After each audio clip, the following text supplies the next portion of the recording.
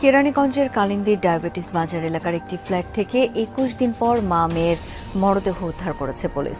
এই ঘটনায় গ্রেপ্তার করা হয়েছে মেয়ে ফাতেমার গৃহশিক্ষিকা মিম ও তার বোন নূরজাহানকে। এনজিওর টাকা পরিশোধের চাপ দেয় প্রথমে মেয়ে ও পরে মাকে বাসায় ডেকে নিয়ে হত্যা করা হয় বলে জানিয়েছে পুলিশ।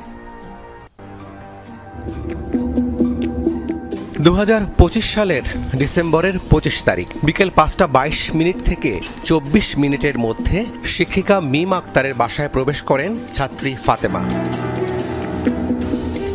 সন্ধ্যা ৬টা ৩৯ ফাতেমার স্কুল ব্যাগ ও পোশাক পরে বের হতে দেখা যায় শিক্ষিকার ছোট বোন নূরজাহানকে। ৬টা ৫১ আবার বোরকা পরে ভেতরে প্রবেশ করতে দেখা যায় নূরজাহানকে।